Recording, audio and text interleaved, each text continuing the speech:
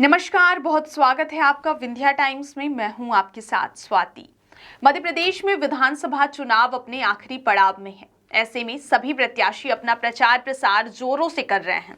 आपको बता दें, रीवा विधानसभा से कांग्रेस प्रत्याशी इंजीनियर राजेंद्र शर्मा का जनसंपर्क लगातार जारी है और लोगों का समर्थन भी मिल रहा है।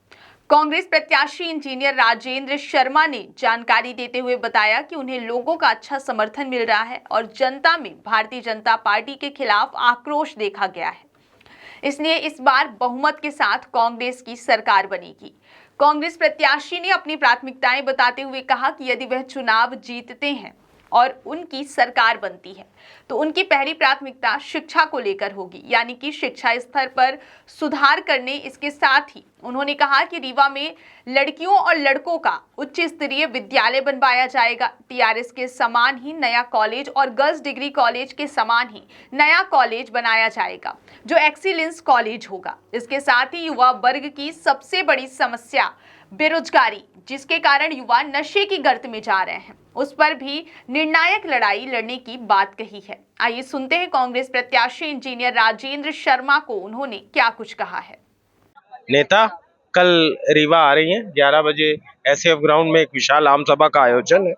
प्रियंका गांधी जब भी आती हैं मध्य प्रदेश में किसी चुनाव में तो कोई ना कोई गारंटी दे के जाती है और हमें पूरी उम्मीद है कि जो मध्य प्रदेश में कमलनाथ जी के नेतृत्व वाली कांग्रेस की सरकार बनने वाली है उसमें कमलनाथ जी ने 11 वचन दिए प्रदेश की जनता को और निश्चित ही प्रियंका जी आएंगी तो उसकी घोषणा करेंगी और हमारे कार्यकर्ताओं में एक नई ऊर्जा का संचार होगा और मध्य प्रदेश में बदलाव आएगा। कमलनाथ जी के नेतृत्व में कांग्रेस पार्टी की सरकार बनेगी।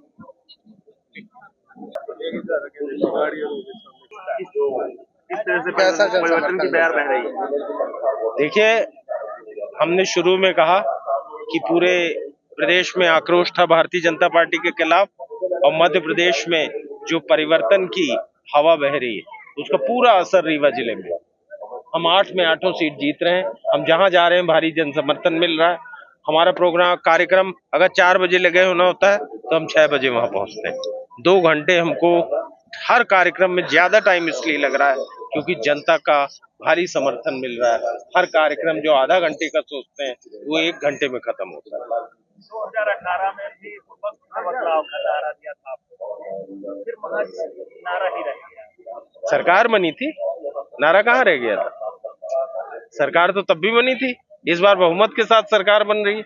इस बार उन्होंने जिस तरीके से हमारे विधायक खरीद के अपनी सरकार बनाई है उसका जनता उनको फल देगी।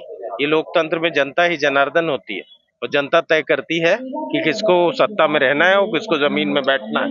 कर्नाटक की जनता ने विधायक खरीदी का फल वहां दे चुके हैं और कांग्रेस की सरकार ज्यादा बहुमत के साथ बनाई। इस बार हम फिर 160 से ऊपर सीट लेके यहाँ सरकार बना रहे हैं। अगर आप जीते तो कौन सा सबसे बड़े विकास कार्य करेंगे? देखिए, अगर मैं जीता और मेरी सरकार तो बनी रही तो हमारी कुछ प्राथमिकताएं हैं इस सरकार में। मेरा अपना जो एजेंडा है उसमें हम रीवा में शिक्षा स्तर पे सुधार करने का मैं काम करूंगा।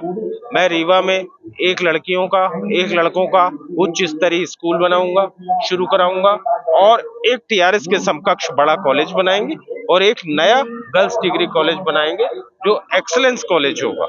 ये मेरा अपना सोचना है कि मैं जरूर करूंगा अपने कार्यकाल में।